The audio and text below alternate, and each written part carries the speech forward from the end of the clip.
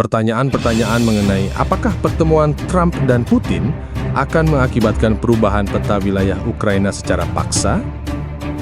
Rusia telah menjaplok sebagian wilayah Ukraina sejak 2014, ketika Presiden Vladimir Putin mengambil langkah pertamanya.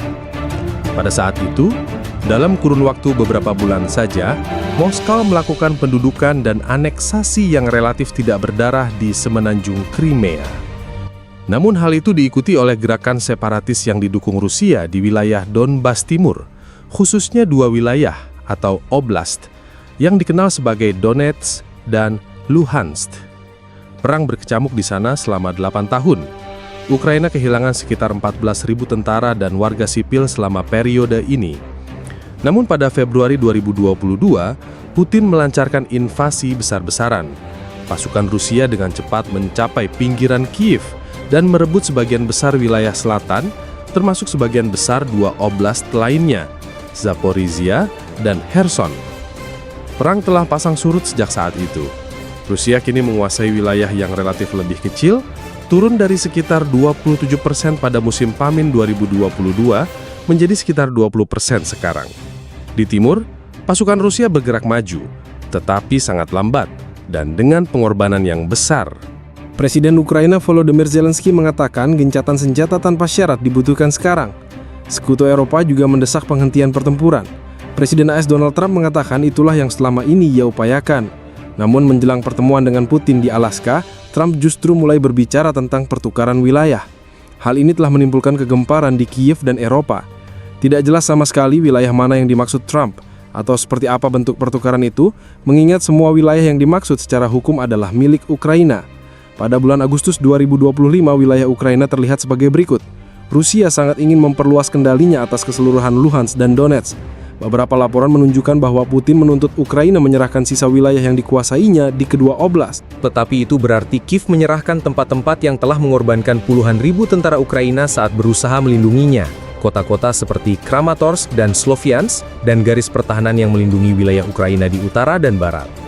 Bagi Kiev, konsesi semacam itu akan menjadi pil pahit yang harus ditelan. Bagi Moskow, yang kerugiannya sama dahsyatnya, hal itu akan dianggap sebagai kemenangan. Zelensky mengatakan pada hari Selasa bahwa Ukraina tidak dapat meninggalkan Donbas karena Moskow akan menggunakan wilayah tersebut sebagai batu loncatan untuk menyerang seluruh negara. Dalam beberapa hari terakhir, pasukan Rusia tampak semakin gencar dan mencapai kemajuan di dekat kota Dobropilia. Namun belum jelas apakah ini merupakan langkah strategis yang signifikan atau sekedar upaya untuk menunjukkan kepada Trump bahwa Moskow berada di atas angin.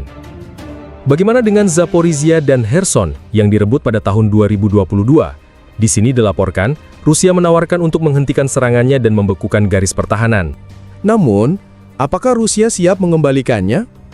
Pada hari Senin, Trump berbicara samar-samar tentang properti tepi laut, mungkin merujuk pada sebagian garis pantai ini, di sepanjang Laut Azov atau Laut Hitam.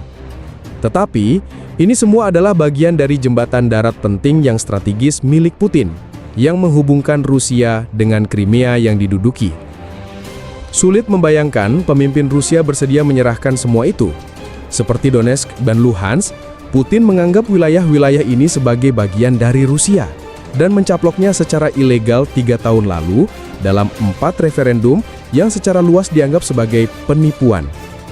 Bagi Ukraina dan Eropa, pertukaran wilayah pada tahap awal perundingan ini tidak mungkin dilakukan.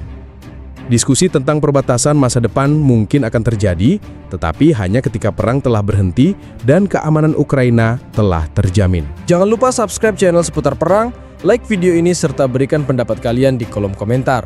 Sekian informasi yang dapat kami sampaikan dan terima kasih.